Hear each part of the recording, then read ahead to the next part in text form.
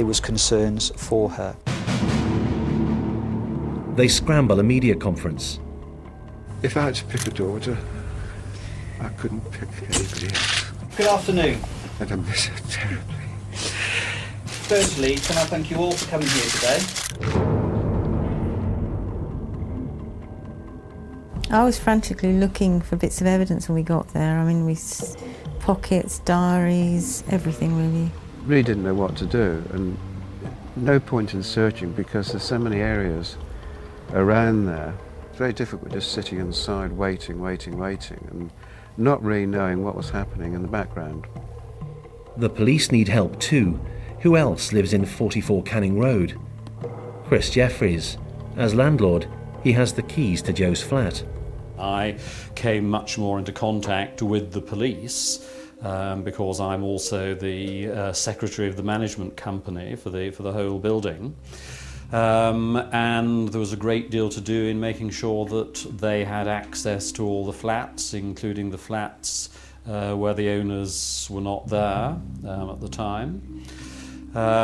So yes, I was rather preoccupied with their requirements. Christopher Jeffries can have no idea how preoccupied he would become with the police. On the night that Joe had returned to the building, all Mr. Jeffries could say about his whereabouts is that he's alone reading. Downstairs, Joe's parents were now visiting Vincent Tabak's flat. His girlfriend seems keen to help, he less so. She was very kind, and she said, Yeah. is there anything I can do? I think she said I don't know if she said we, but anyway, he definitely took a step back as far as he could get from the doorway. Vincent Tabak was very unusual. He was very organised, very calm and very rational, in that he's not caught up in the horror of the moment as everyone else would be. Vincent Tabak was spoken to for the first time by the police as a result of that call when they came round to take details, treating it, as it was at that time, as a missing person inquiry.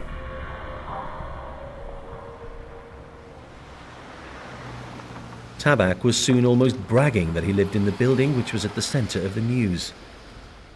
Those who were close to Vincent Tabak, whether it was Tanya, whether it was work colleagues, whether it was friends, there were friends that they met at dinner parties, he convinced those that he had little or no knowledge of Joe, that he knew nothing about her disappearance, and he portrayed this image as actually he was a bit of a victim himself, in that he was under stress and he was concerned, and he was doing his utmost to reassure Tanya.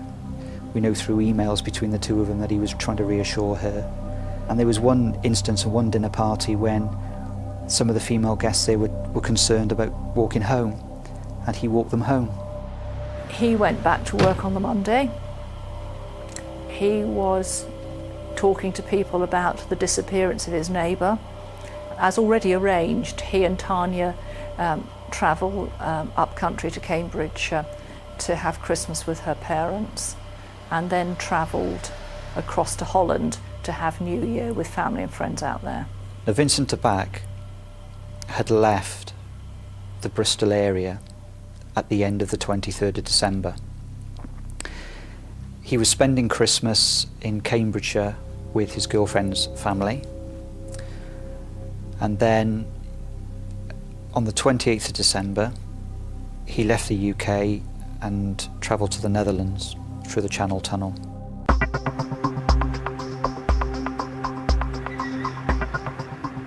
In Holland, Christmas celebrations are underway.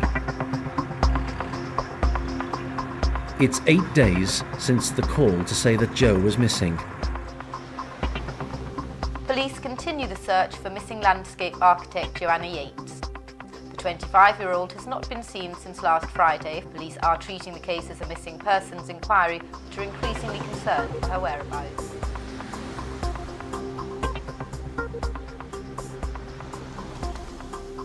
We felt we were in a bubble. The whole world was sort of doing things, Well, it was Christmas Day, isn't it,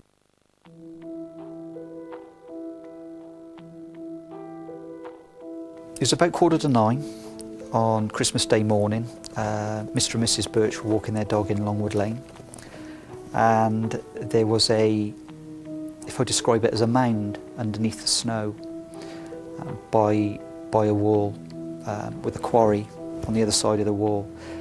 And I think they walked past once, and there was just something that wasn't quite right, and they went back again, and they could see, I think, an area of the jeans, Joe's jeans, exposed, and thought I think that's a body of a human.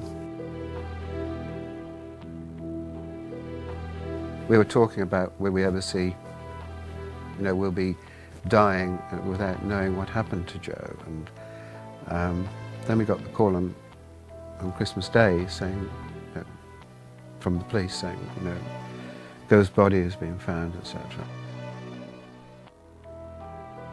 It was relief because we were absolutely certain by this time that Joe was no longer alive. I think I would probably have spent quite a lot of time just looking. I think I would have possibly got a bit obsessive about it. I don't know. I'm glad I wasn't in that position, really. No. The thing, when Joe's body had been found, it clarified a lot of things because Joe hadn't been sexually attacked. Well, it became a murder inquiry from that day because they knew how she hadn't just died. No. They knew she'd been strangled. Yeah. And then it turned into a real whodunit for the press because it was like a murder mystery. The hunt was now on for the killer of Joanna Yeates.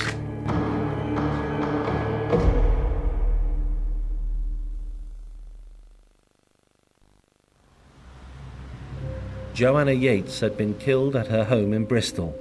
Police quickly recognised some key facts. There are no broken windows, no smashed doors. Jo was attacked by somebody that she had let into the premises. There was no sign of forced entry. It was somebody that she either knew or recognised.